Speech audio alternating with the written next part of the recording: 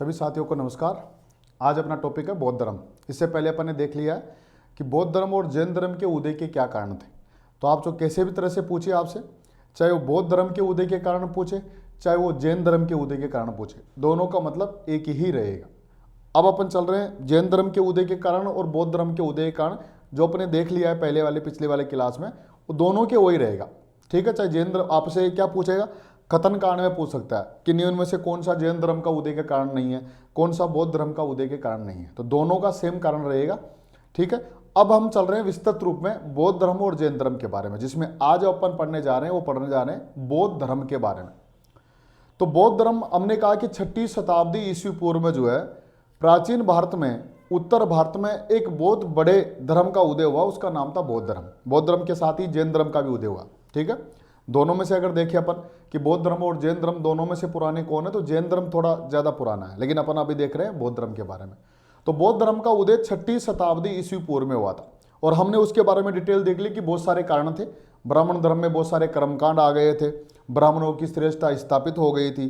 फिर जो है लोहे के आविष्कार से बौद्ध धर्म यानी कि क्षत्रियों का, वैश्यों का और शूद्रों की स्थिति में परिवर्तन हो चुके थे, उनकी स्थिति थोड़ी सुधर चुकी थी।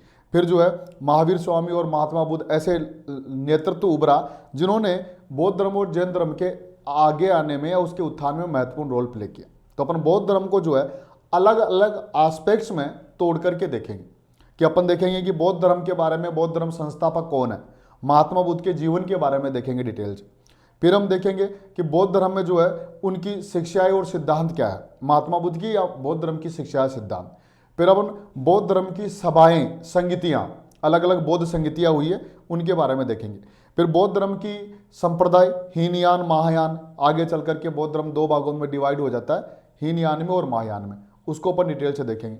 फिर बौद्ध धर्म की लोकप्रियता के कारण कि बौद्ध धर्म ज्यादा तेज गति से फैला और जैन धर्म तुलना में कम गति से फैला भारत में, तो आखिर उसके क्या कारण थे उसको भी देखेंगे अपन। इसके अलावा जो है बौद्ध साहित्य के बारे में, त्रिपिटक, उनके बारे में डिटेल से देखेंगे। और बौद्ध धर्म के पतन के कारण कि भारत से बौद्ध धर्म डिक्लाइन हो गया और जैन धर्म है, तो उसके बारे में भी देखेंगे कि आखिर ऐसे कौन से कारण थे।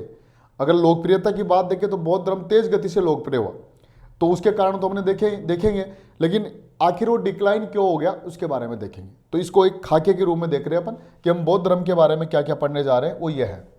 इतनी चीजें जो है अपन बौद्ध धर्म के बारे में पढ़ेंगे डिटेल से, जो है बौद्ध धर्म के बारे में इतनी बातें अपन पढ़ेंगे, जिनमें हम क्या पढ़ेंगे बौद्ध धर्म के बारे में कि संस्थापक महात्मा बुद्ध के बारे में देखेंगे डिटेल से, जो है उनके बारे में। बौद्ध धर्म के शिक्षाएं और सिद्धांत क्या क्या है। बौद्ध धर्म का साहित्य जो त्रिपिटक कहलाता है, उनको अलग अलग रूपों में अपन देखेंगे डिटेल से। बौद्ध धर्म की सभाएं और समितियां, इसको भी अपन देखेंगे। बौद्ध धर्म के संप्रदाय हीनयान और महायान, ये क्या क्या थे। बौद्ध धर्म की लोकप्रियता के कारण, इसको अपन देखेंगे। और बौद्ध धर्म का पतन, तो यानी कि इतनी बातें जो है अपन बौद्ध धर्म के बारे में देखेंगे, तब जाकर के हम कह पाएंगे कि बौद्ध धर्म जो है अपना टॉपिक कंप्लीट हो गया। बहुत बार एग्जाम में आता है, छोटी एग्जाम से लेकर के बड़ी से बड़ी एग्जाम में जो है यहाँ से टॉपिक आते हैं, तो हर एग्जाम के पॉइंट ऑफ व्यू से बहुत महत्वपूर्ण है। ध्यान से सुनिएगा लेक्चर को, क्योंकि लेक्चर को ध्यान से सुनेंगे तो आगे पीडीएफ आपको मिल जाती है, ताकि उसकी सहायता आपको मिल जाए। ठीक है, तो अपन चल रहे हैं पहले जो है संस्थापक, बौद्ध धर्म के संस्थापक के बारे में, यानी कि महात्मा बुद्ध के बारे में देख रहे हैं अपन, बौद्ध धर्म के संस्थापक के बारे में। इसको देखिए, बौद्ध धर्म के संस्थापक,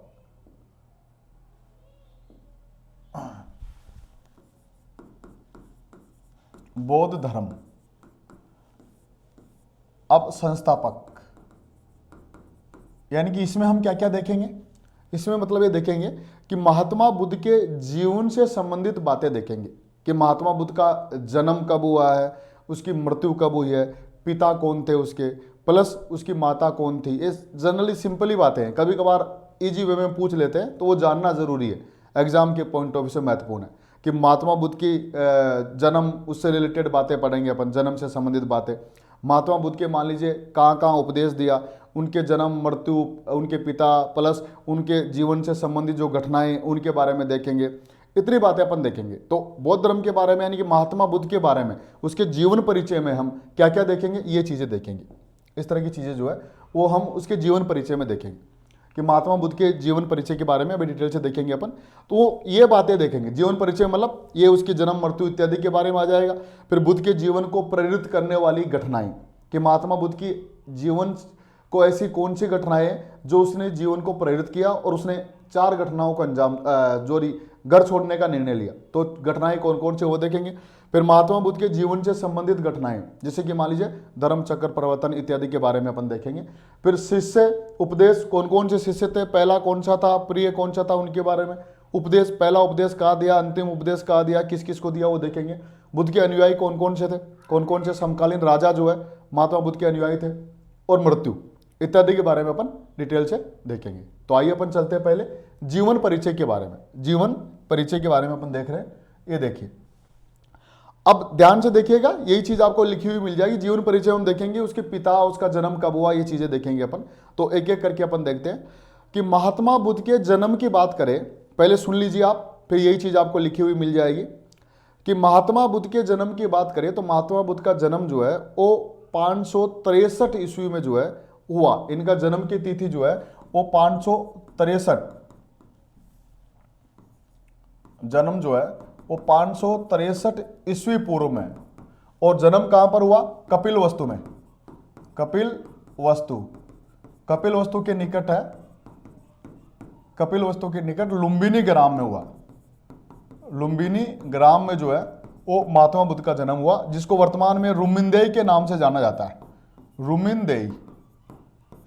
तो एक छोटी सी बात हुई कि महात्मा बुद्ध का जन्म जो है वो 563 ईस्वी पूर्व में जो है कपिल वस्तु के निकट जो है लुम्बिनी नामक ग्राम में हुआ है, जिसका वर्तमान नाम जो है वो रुमिनदेई है।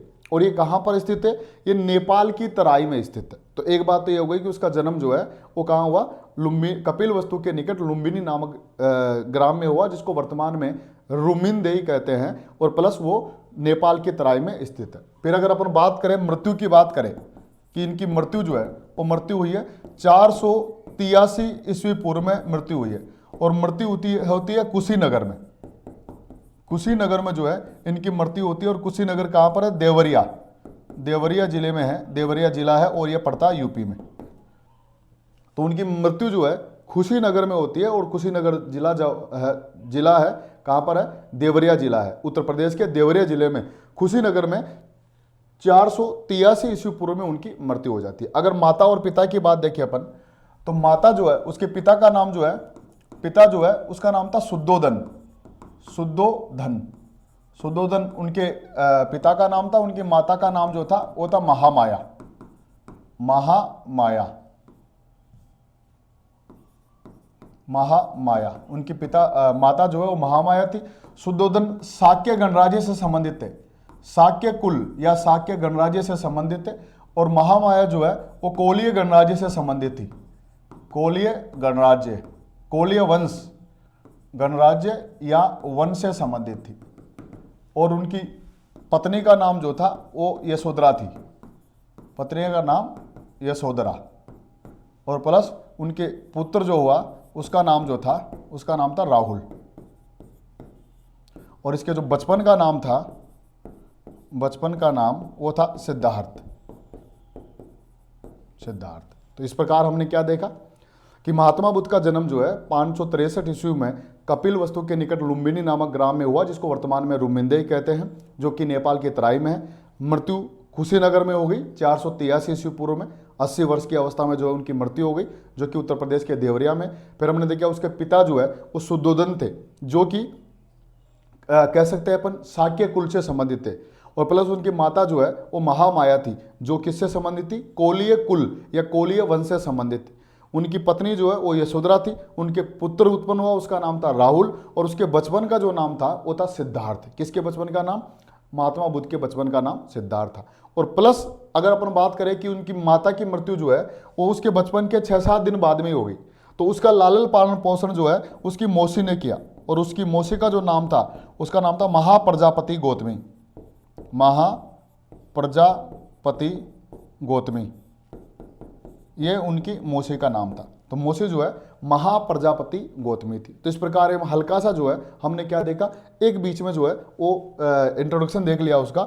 अगर अपने इसके उपनाम की बात करें कि महात्मा बुद्ध के उपनाम, इसको निक नेम क्या क्या नाम से जाना जाता है। तो निक नेम में हमने देखा है कि इसको जो है बुद्ध भी बोल देते हैं, इसको महात्मा भी कह देते हैं, इसको जो है तथागत भी बोल देते हैं, तथागत, इसको शाक्य मुनि भी बोल देते हैं, शाक्य मुनि।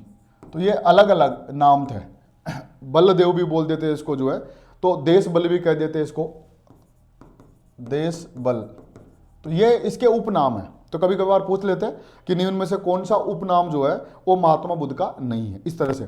और एक बात और है कि दो ब्राह्मण थे, दो ब्राह्मण में से एक ब्राह्मण का नाम था जिसका नाम था कालदेव और एक का नाम था कौंडिन्य। तो कौंडिन्य और कालदेव कौंडिन्य वह एवं कालदेव, कालदेव ये भविष्य का वाणी करने वाले ब्राह्मण थे, भविष्यवाणी करने वाले ब्राह्मण। मोस्ट कर लेना, इसको पूछा गया एग्जाम में। मतलब इसको ऐसे समझिए कि महात्मा बुद्ध जब गर्भ अवस्था में थे, यानी कि जब पेट में थे, तब दो ऐसे ब्राह्मण थे जो जब वो भिक्षा लेने गए थे, जब उनकी माता उनको भिक्षा डालने आई थी, तब उनको देख करके, उनकी माता को देख करके उन्होंने ये कहा, भविष्यवाणी की। कालदेव और कौंडिन्य दो ब्राह्मण थे जिन्होंने क्या की, भविष्यवाणी की।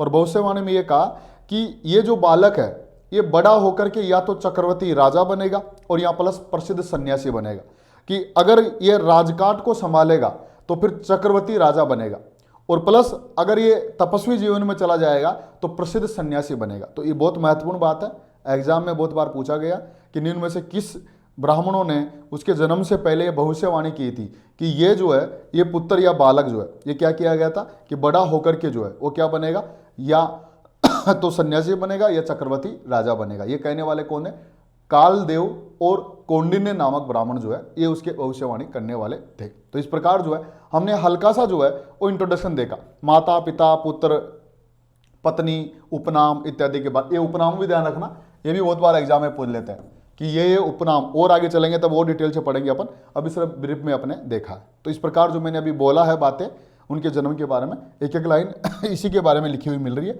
शॉर्ट में देख लीजिएगा, ठीक है। जीवन परिचय, 563 ईस्वी में कपिल वस्तु के निकट लुम्बिनी ग्राम में इसका जन्म हुआ, जिसका वर्तमान नाम रुमिनदेई है। ये नेपाल की तराई में स्थित है। ये मैंने बताया आपको कि उनका जन्म जो है कपिल वस्तु में हुआ है, जिसको लुम्बिनी, मतलब कपिल वस्तु में हुआ, कपिल वस्तु के निकट जगह है, लुम्बिनी नामक ग्राम है। अगर ऐसे ग्राम पूछे तो लुम्बिनी ग्राम, ऐसे पूछे तो कपिल वस्तु, जिसको वर्तमान में रुमिनदेई कहते हैं, और ये नेपाल की तराई में स्थित है। फिर दूसरी बात, मृत्यु 483 ईस्वी पूर्व में कहाँ हो गई, खुशीनगर, और यह है देवरिया उत्तर प्रदेश में। फिर पिता शुद्धोधन जो शाक्य कुल से संबंधित है, पिता का नाम शुद्धोधन था जो शाक्य कुल से, माता महामाया जो कोलीय वंश की राजकुमारी थी, कोलीय गणराज्य या कोलीय वंश से थी। कभी कभी ध्यान रखना, क्वेश्चन ये भी पूछ लेता है कि उनकी माता किस वंश से संबंधित थी, कोलीय वंश, उनके पिता किस कुल से संबंधित है, शाक्य गणराज्य या शाक्य कुल से संबंधित है, ध्यान रखिएगा। मौसी महाप्रजापता गौतमी थी, महाप्रजापति गौतमी, क्योंकि उनकी माता की मृत्यु हो गई तो उनका पालन पोषण जो है वो महाप्रजापति गौतमी ने किया। एक तरह से जो है ये बाद में जो है महात्मा बुद्ध की दूसरी माँ हो गई या शुद्धोधन की दूसरी पत्नी हो गई, ये कह सकते हैं अपन। तो इस प्रकार जो है उनका लालन पालन जो है इसके द्वारा किया गया। फिर अपने देखा बचपन का नाम सिद्धार्थ था, पत्नी का नाम यशोधरा था, पुत्र का नाम राहुल था। जो पुत्र उत्पन्न हुआ उसका नाम था राहुल। 28 वर्ष की उम्र में वो पुत्र उत्पन्न हुआ और जस्ट उसके बाद में जो है 29 वर्ष की अवस्था में उसने घर को त्याग दिया।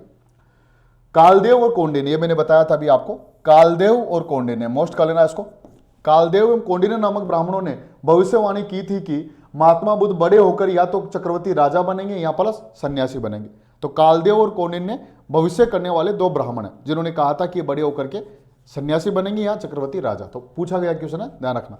दूसरी बात, ये महत्वपूर्ण बात फिर ये हो गई, कुछ और नाम आ गए जो महत्वपूर्ण है, बहुत ज्यादा डीपली जाएगा तब इस तरह से जा सकता हो कि गौतम बुद्ध, उसका महात्मा बुद्ध का नाम जो था गौतम था, बुद्ध था, महात्मा था, तथागत था, शाक्य मुनि, आंगिरस, इसको आंगिरस भी कहा जाता है क्योंकि अपन ने कहा ना शाक्य कुल, तो ये गोत्र जो था वो था गौतम से, तो इसलिए गौतम जो है सांगिरस, आंगिरस के नाम से इसको जान रहे। तो आंगिरस भी कह देते इसको, जैसे गौतम कह रहे हैं वैसे ही आंगिरस भी कह देते, गोत्र हो गया ये। तो आंगिरस भी महात्मा बुद्ध को कहते हैं, देश बल भी कहते हैं, और त्रिछत्रधारी लोकनाथ शास्त्रा, त्रिछत्रधारी, 3 छत्र धारण करने वाला लोकनाथ, लोक का कल्याण करने वाला, शास्त्रा मतलब शास्त्रों के ज्ञाता।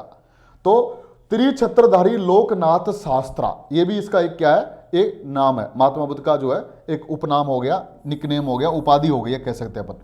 और एक ये बहुत महत्वपूर्ण है, कॉलेज लेक्चर में पूछा गया है, ऐसे कैसे ध्यान रखिएगा कि गुप्त काल का एक अभिलेख है, उसका नाम है मन कुंवर अभिलेख। गुप्त काल का एक अभिलेख है मन कुंवर अभिलेख।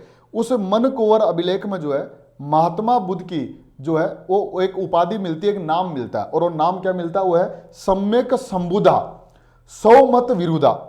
सम्यक मतलब समान, संबुधा अपनी बुद्धि के अकॉर्डिंग, सौमत खुद के मत, विरुदा खुद के मत के साथ चलने वाला, यानी कि जैसे कहते हैं वैसे ही करने वाले। इसका मतलब ये हो गया खतनी और करने में जिसमें कोई अंतर नहीं है, ऐसा व्यक्ति, ये हो गया। तो गुप्त काल का एक अभिलेख है मन कुंवर अभिलेख। इस अभिलेख में जो है महात्मा बुद्ध को सम्यक समुदा सौमत विरुदा ये कहा गया है। तो ध्यान रखना, बहुत महत्वपूर्ण है, कॉलेज लेक्चर में क्वेश्चन पूछा गया, तो इस तरह से इसको अच्छे से देख लीजिएगा। ये उसकी बहुत सारी उपाधियां हुई, कभी कभार बहुत डीपली पूछेगा आपसे, तो फिर ये पूछ लेगा कि निम्न में से कौन सी इसकी उपाधि नहीं है, कौन सा इसका उपनाम नहीं है, तो इस तरह से वो यहाँ से वो पूछ सकता है। अब अपन चल रहे हैं, महात्मा बुद्ध के जीवन से संबंधित कुछ घटनाएं हैं, यानी कि जब महात्मा बुद्ध गृहस्थ कह सकते हैं कि अपन गृहस्थ जीवन में थे, यानी कि वो जब घर पे रहते थे, गृहस्थ जीवन में थे, तब कुछ घटनाएं ऐसी थी जो उनके जीवन को प्रेरित की। वो कौन कौन सी है उसके बारे में देखिए, कभी कभी पूछ लेता हूं आपसे, महात्मा बुद्ध के जीवन को प्रेरित करने वाली घटनाएं। अब देखिए कि जैसे ही उसने मतलब किसने, जो दो ब्राह्मण थे उन्होंने, कालदेव और कौंडिन्य ने, ये भविष्यवाणी की कि ये बच्चा बड़ा होकर के या तो चक्रवर्ती राजा बनेगा या प्लस प्रसिद्ध सन्यासी बनेगा। इस बात से उनके माता पिता को दुख हुआ। माता पिता को मतलब उसके माता पिता जो है वो दुखी हो गए। दुखी इसलिए हो गए कि कहीं ऐसा नहीं हो, क्योंकि बहुत बड़े शुद्धोधन राजा थे और शाक्य गणराज्य के राजा थे, और प्लस जो है उनको लगा कि अगर हमारे तो एक ही पुत्र है और अगर मान लीजिए घर छोड़ दिया तो फिर हमारा तो सारा राजकाज जो है वो सूना हो जाएगा, उसको संभालने वाला कौन रहेगा। ऐसी स्थिति में जो है उनको चिंता हुई और महात्मा बुद्ध को बहुत अधिक सुख सुविधा दी उन्होंने। इतनी सुख सुविधा दी जैसे कि एक कह सकते हैं कि रिच मैन को जो सुविधा मिलती है, पूरी भौतिक सुख सुविधा दी। लेकिन फिर भी महात्मा बुद्ध जो है वो चिंतनशील थे, उनका मन जो है वो चिंतन में लगाया करते थे, उनमें कुछ सोचने की प्रवृत्ति थी, गंभीर थे वो और सोचते रहते थे। इसी प्रकार जब वो एक दिन जा रहे थे तो उनको जो है वो 4 घटनाएं दिखाई दी। मतलब ऐसा कहा जाता है कि जब वो गए तब उसको 4 घटनाओं से जो है उनका क्या हुआ, सामना हुआ। 4 घटनाओं को उसने क्या देखा। तो मध्यम निकाय एक बौद्ध ग्रंथ है, मध्यम निकाय एक बौद्ध धर्म ग्रंथ है, उसमें जो है वो इन 4 घटनाओं का उल्लेख मिलता है कि ऐसी कौन सी 4 घटनाएं थी जिन्होंने महात्मा बुद्ध के जीवन को प्रेरित किया और उनको देख करके महात्मा बुद्ध इस संसार से विलग हो गए और उन्होंने घर का परित्याग कर दिया। तो ऐसे 4 घटनाएं हैं जो महात्मा बुद्ध को जो है वो क्या किया, प्रेरित की, और इनका नाम मिलता है अपन को मध्यम निकाय में। तो ध्यान रखना, महात्मा बुद्ध के जीवन को प्रेरित करने वाली घटनाएं 4 घटनाएं हैं। सिंपल ही है, सब जानते हैं आप लोग, बस सिर्फ जानकारी के लिए देख लीजिए। इनका 4 घटनाओं का उल्लेख कहां मिलता है, मध्यम निकाय में। मध्यम निकाय में उल्लेख, इन 4 घटनाओं का उल्लेख कहां मिलता है, मध्यम निकाय में मिलता है। अब वो 4 घटनाएं देखिए कौन कौन सी है। एक तो हो गया जो है वृद्ध व्यक्ति को देखना, वृद्ध व्यक्ति को देखना, वृद्ध व्यक्ति को देखना। दूसरा बीमार व्यक्ति को देखना, बीमार व्यक्ति को देखना। एक हो गया मृत व्यक्ति को देखना, मृत व्यक्ति को देखना।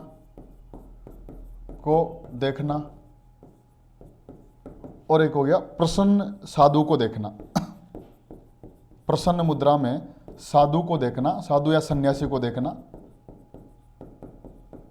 सन्यासी को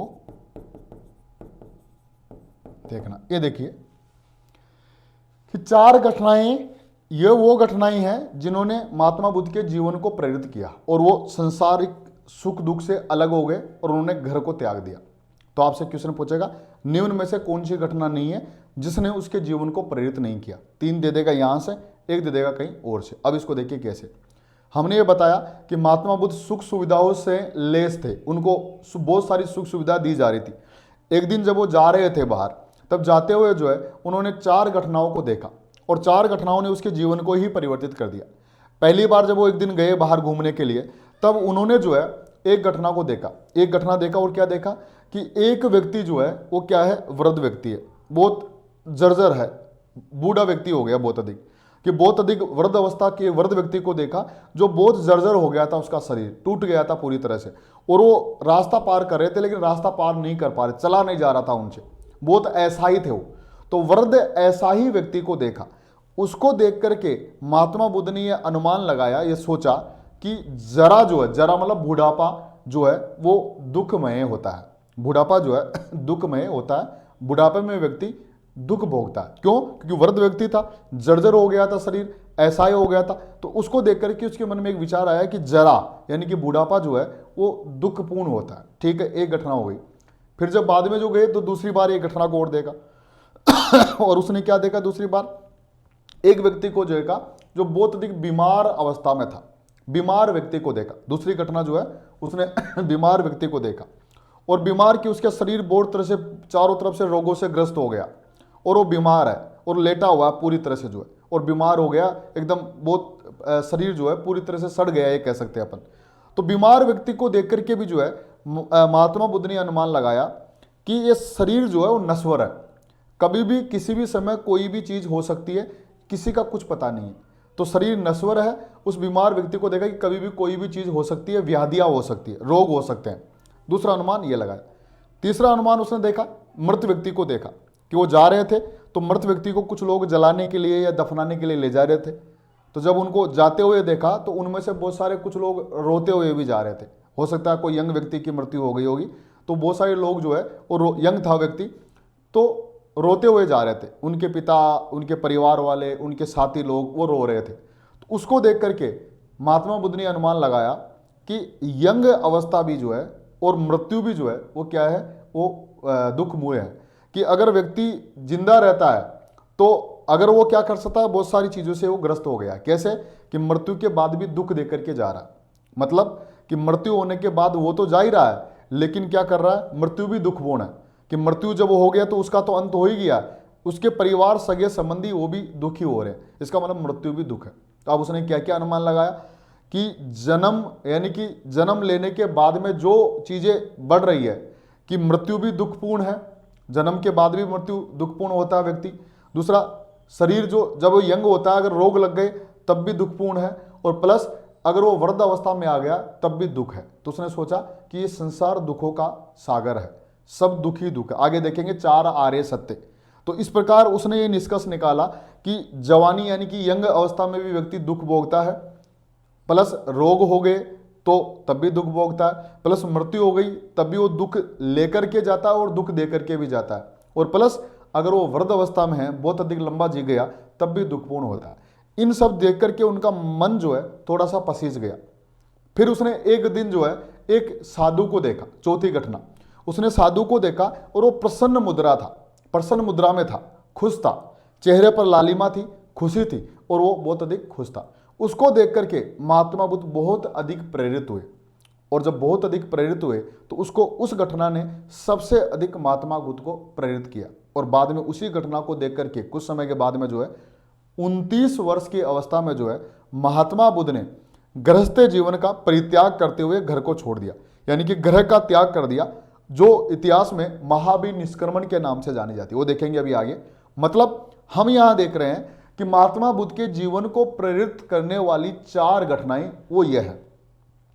आपसे पूछ लेगा वो कि महात्मा बुद्ध के जीवन को प्रेरित करने वाली निम्न में से कौन सी घटना नहीं है, तो इन 3 यहां से दे देगा, एक कोई और दे देगा, और ये चारों इसी क्रम से हैं। पहले उसने इसको देखा, फिर उसने इसको देखा, फिर इसको देखा और अंत में इसको देखा। तो एक तो हो गई 4 घटनाओं का क्रम ध्यान रखना है तो इजी, लेकिन कभी कभी पूछ ले तो क्रम ध्यान रखना। दूसरी बात यह है कि इन घटनाओं में जो आपसे पूछ लेगा कि सबसे अधिक प्रभावित जो है उसको इन घटनाओं में से किसने किया, इसने किया। सबसे अधिक प्रभावित करने वाली घटना ये, किस घटना को देख करके महात्मा बुद्ध ने ग्रह त्याग करने का निर्णय लिया, इस घटना को देख करके। किस घटना को देख करके महात्मा बुद्ध ने घर को छोड़ दिया, इस घटना को देख करके। तो ध्यान रखिएगा। और इन चारों घटनाओं का उल्लेख कहाँ मिलता है? मध्यम निकाय में मिलता है। ये भी बहुत महत्वपूर्ण बात है, मोस्ट है, कि इन चारों घटनाओं का उल्लेख कौन सा ग्रंथ करता है? बौद्ध ग्रंथ मध्यम निकाय में मिलता है। ठीक है, तो ये हो गया कुछ महत्वपूर्ण बात, इसी को देख लीजिए जो मैंने लिखा है यहाँ पर शॉर्ट में है। महात्मा बुद्ध के जीवन को प्रेरित करने वाली घटनाएं, महात्मा बुद्ध के जीवन से संबंधित 4 घटनाएं दर्शे जिनको देख करके उन्होंने घर छोड़ने का निर्णय लिया, और इन घटनाओं का उल्लेख कहां मिलता है? मध्यम निकाय में मिलता है। मध्यम निकाय, मध्यम निकाय में इसका उल्लेख मिलता है। और ये है ये वाली घटना जो मैंने बता दिया अभी आपको, 80 वर्ष की अवस्था में वृद्ध व्यक्ति को देखना, यानी कि जो व्यक्ति देखा था वो 80 वर्ष का बूढ़ा हो चुका था। बीमार रोगग्रस्त व्यक्ति को देखना, एक बीमार व्यक्ति था जिसके बहुत सारे रोग लगे हुए थे। मृत व्यक्ति को देखना, मरे हुए व्यक्ति को देखना जिसको लोग जलाने या दफनाने के लिए ले जा रहे थे। प्रसन्न अवस्था में साधु या सन्यासी को देखना, इस घटना ने उसको बहुत अधिक प्रभावित किया। इसी घटना को देख करके उसने गृह त्याग कर दिया, गृहस्थ जीवन का त्याग कर दिया। इनमें सबसे महत्वपूर्ण घटना प्रसन्न मुद्रा में सन्यासी को देखने वाली थी, ध्यान रखिएगा, सबसे महत्वपूर्ण घटना है ये वाली, देखने वाली थी, जिसको देख करके महात्मा बुद्ध ने घर को छोड़ दिया, जिसको देख करके महात्मा बुद्ध घर से चले गए, घर से क्या हो गए? विदा हो गए, घर का त्याग कर दिया। तो इस प्रकार ये 4 घटनाएं ध्यान रखना, उल्लेख कहां मिलता? मध्यम निकाय में मिलता। अब अपन देख रहे हैं कि महात्मा बुद्ध के जीवन से संबंधित 4 ऐसी घटनाएं हैं जिनको उसके बौद्ध साहित्य में अलग अलग नाम से जाना जाता है, और बहुत बार एग्जाम में पूछ भी लेता कि उस घटना किस चीज से संबंधित है। जैसे कि अभी देखेंगे अपन महाभिनिष्क्रमण, जैसे भी धर्म चक्र परिवर्तन, जैसे कि प्रथम उपदेश जो उसने दिया उसके बारे में, महापरिनिर्वाण, संबोधि ज्ञान प्राप्त करने की घटना। तो 4 घटनाओं को 4 विशेष नामों से जाना जाता है, वो कौन कौन सी है उसको देख रहे हैं अपन। महात्मा बुद्ध के जीवन से संबंधित जो है वो घटनाएं,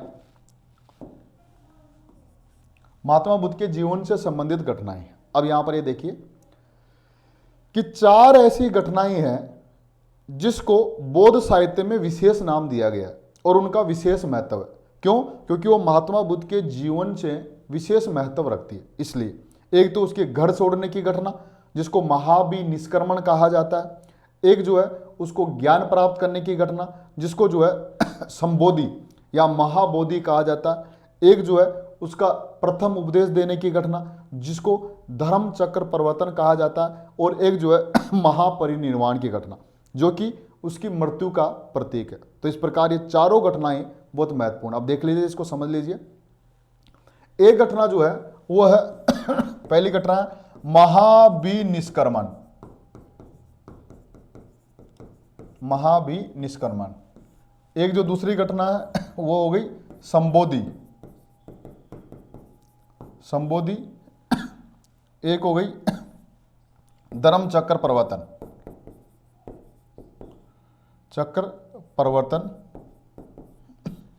एक हो गई महापरिनिर्वाण, महापरिनिर्वाण। चारों जो है वो बहुत बहुत महत्वपूर्ण, ध्यान रखना। इसका संबंध ग्रह त्याग से है, ग्रह त्याग से इसका संबंध हो गया। इसका संबंध ज्ञान प्राप्ति से है, इसका संबंध जो है वो प्रथम उपदेश देने से है, प्रथम उपदेश देने से है, और इसका संबंध जो है मृत्यु से है, मृत्यु से हो गया। तो इसको देख लीजिए कि ये 4 ऐसी घटनाएं हैं जो पूरे बौद्ध धर्म में भी इसका बहुत महत्वपूर्ण है, संपूर्ण बौद्ध धर्म में, और प्लस महात्मा बुद्ध की 4 विशेष घटनाएं हैं जिनको 4 अलग अलग नामों से जाना जाता है। तो एक हो गया महाभिनिष्क्रमण। इसको देख लीजिए कैसे कि 35 वर्ष की अवस्था में जो है महात्मा बुद्ध द्वारा जो है 29 वर्ष की अवस्था में जो है महात्मा बुद्ध द्वारा घर छोड़ने की घटना को ही जो है क्या कहा जाता है? महाभिनिष्क्रमण कहा जाता है। तो ध्यान रखिएगा, गृह त्याग की घटना कि 29 वर्ष की अवस्था में महात्मा बुद्ध ने जो घर को छोड़ा, उसी घटना को बौद्ध साहित्य में जो है महाभिनिष्क्रमण कहा जाता है। एक बात अभी मिल जाएगी लिखी हुई आपको। दूसरी बात गृह त्याग की घटना। दूसरी हो गई संबोधि कि 29 वर्ष की अवस्था में तो क्या छोड़ा? घर।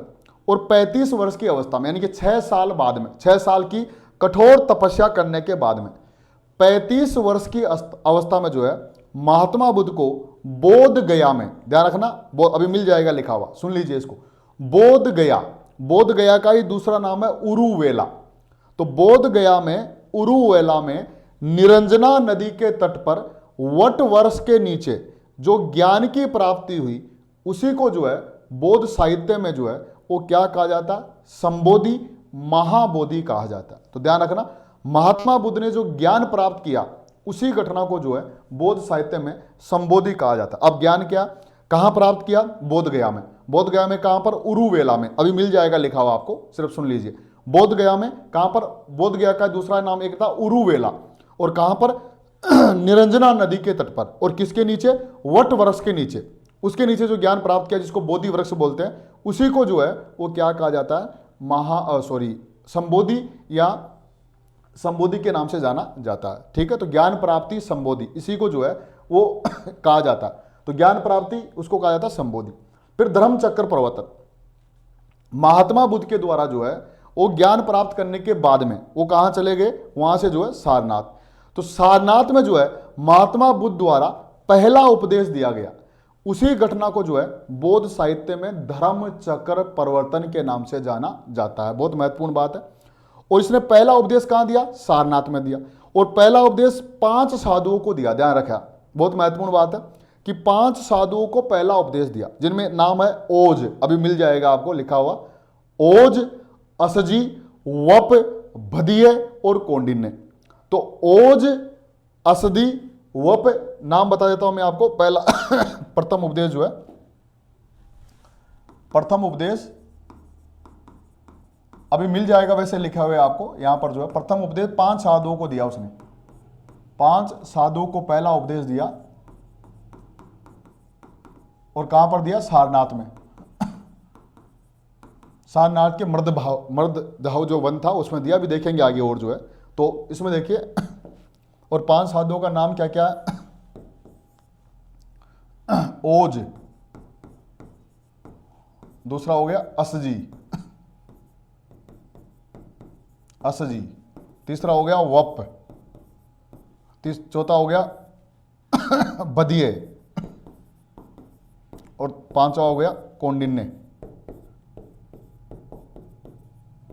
ये जो है वो मुख्य नाम हो गए, बदिये। तो ओज, असजी, वप, बदिये और कौंडिन्य, तो बहुत महत्वपूर्ण है, ध्यान रखना। बहुत डीपली पूछेगा आपसे, तो ये पूछ सकता हो कि महात्मा बुद्ध द्वारा दिया गया पहला उपदेश कहां पर था, सारनाथ में। अभी देखेंगे, सारनाथ के मृदधाव वन था, मृदधाव जो वन था सारनाथ में, वहां पर उसने ऋषि पतन जिसको बोलते थे, तो सारनाथ में ऋषि पतन में जो है मृदधाव वन में जो है उसने अपना उपदेश दिया। अब वो देखिए कैसे ये 5 साधु थे, ये 5 साधु पहले जो है वो उनका साथ छोड़ करके चले गए थे। अब वापस ये सारनाथ में रह रहे थे, इसलिए ज्ञान प्राप्त हुआ कहां पर, बोध गया में। तो पहले बोध गया में थे, लेकिन वहां से आ गए थे लोग, तो वहां से आने के बाद में यहां आ गए महात्मा बुद्ध, सारनाथ आ गए, और सारनाथ में आकर के जो है वहां पर ऋषि पतन या मृगधाव वन में जो है उसने क्या किया, अपना पहला उपदेश दिया। और ये पहला उपदेश देने की घटना बौद्ध धर्म में धर्म चक्र परिवर्तन के नाम से जानी जाती है। बहुत डीपली पूछेगा आपसे, तो वो ये पूछेगा कि महात्मा बुद्ध द्वारा जो पहला उपदेश दिया गया उनमें निम्न में से 5 साधुओं में से कौन सा नहीं है, ये पूछेगा। इन 5 साधुओं का आपको नाम याद रखना पड़ेगा, बहुत डीपली पूछेगा तब वो देखेगा। तो ये जो ओज, असजी, वप, भदिये और कौंडिन्य, ये उन 5 साधुओं का नाम है जिनको सारनाथ में मृगधाव वन में यानी कि ऋषि पतन में जो है उन्होंने अपना पहला उपदेश दिया। तो पहले उपदेश देने की घटना को क्या कहा जाता है, वो कहा जाता है धर्म चक्र परिवर्तन। फिर चौथी जो घटना है वो है ये वाली महापरिनिर्वाण, कि जो 80 वर्ष की अवस्था में मल्लों की राजधानी, मल्ल गणराज्य का नाम है, मल्लों की राजधानी कुशीनगर में जो है महात्मा बुद्ध की मृत्यु हो गई।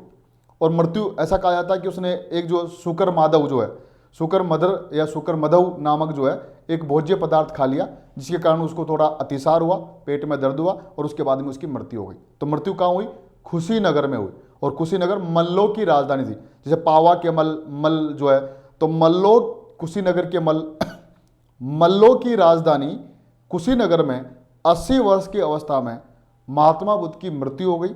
इसी घटना को बौद्ध साहित्य में महापरिनिर्वाण के नाम से जाना जाता है। तो इस प्रकार चारों घटनाओं का अलग अलग चीज से संबंध है। तो मैंने बताया आपसे मिलान वाला क्वेश्चन भी आ सकता है, इन घटनाओं का क्रम भी आ सकता है। ये चार घटना दे देगा और पूछेगा कि इन चार घटनाओं का बौद्ध धर्म के इतिहास में महत्व में क्रम बताइए, पहले ये, दूसरी ये, तीसरी ये और चौथी ये।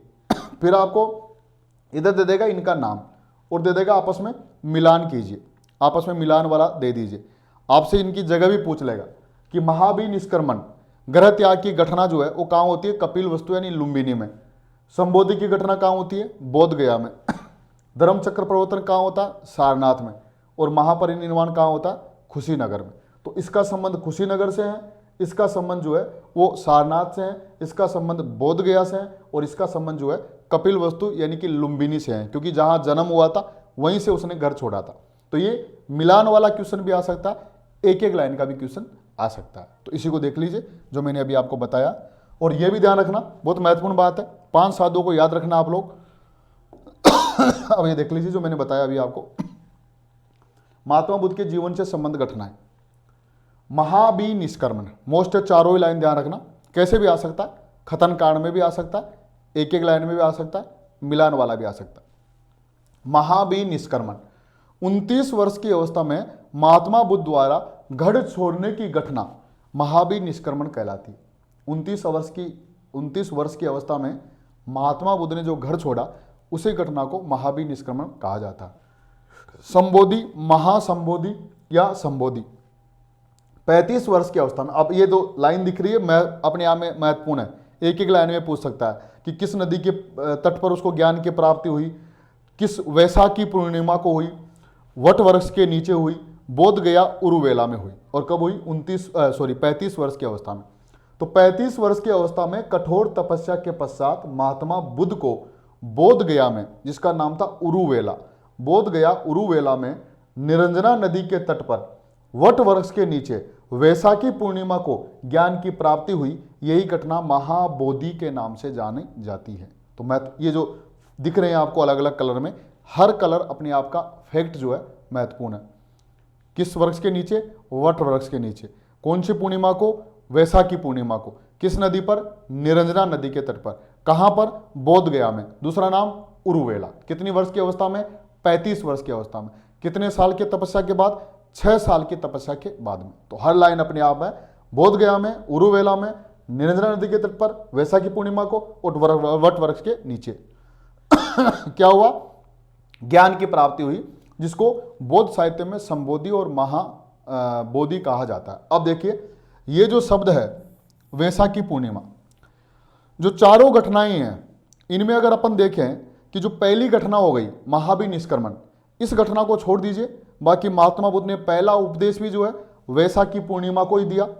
महात्मा बुद्ध ने जो है उसका ज्ञान प्राप्त हुआ, उनको भी वैशाखी पूर्णिमा को ही प्राप्त हुआ। उनकी जो मृत्यु हुई वहाँ उस समय भी वैशाखी पूर्णिमा ही थी। तो इस पर, और उसने जो उपदेश भी दिए सर्वाधिक ज़्यादातर वो वैशाखी पूर्णिमा को दिए। तो इसलिए वैशाखी पूर्णिमा का बौद्ध धर्म में बहुत अधिक महत्वपूर्ण स्थान है। जो 4 विशेष घटनाएं हैं उनमें अगर महाबी निष्क्रमण को छोड़ दे तो बाकी जो ज्ञान प्राप्त, धर्म चक्र प्रवर्तन की घटना है, जो ज्ञान प्राप्त करने की घटना है, प्रथम उपदेश देने की घटना है, मृत्यु की घटना है, ये तीनों घटनाएं जो है वो किसको हुई है, वैशाखी पूर्णिमा को हुई है। इसलिए वैशाखी पूर्णिमा को बुद्ध पूर्णिमा भी कहा जाता है। ध्यान रखना, जो आप हमारी संस्कृति में एक पर्व आता है बुद्ध पूर्णिमा, ये बुद्ध पूर्णिमा वही है। क्यों, क्योंकि इसी वैशाखी पूर्णिमा के दिन महात्मा बुद्ध से संबंधित महत्वपूर्ण घटनाएं हुई।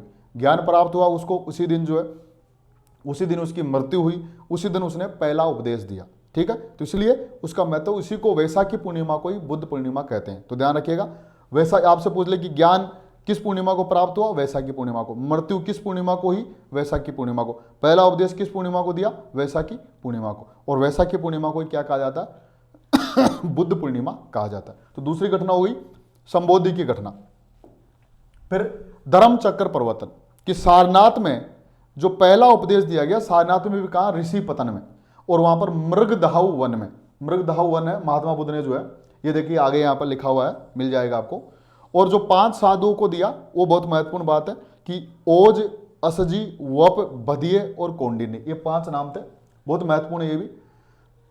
ज्ञान प्राप्ति के पश्चात महात्मा बुद्ध ने अपना पहला उपदेश सारनाथ में, ध्यान रखना, पहला उपदेश सारनाथ में, सारनाथ स्थित ऋषिपतन, ऋषिपतन मतलब मृगदहाव, वन जो था मृगदहाव, मृग मतलब हिरण, तो ऋषिपतन मृगदहाव में 5 साधुओं को दिया। यही घटना धर्म चक्र परिवर्तन कहलाती है। बहुत ही मोस्ट है, बहुत ही महत्वपूर्ण है।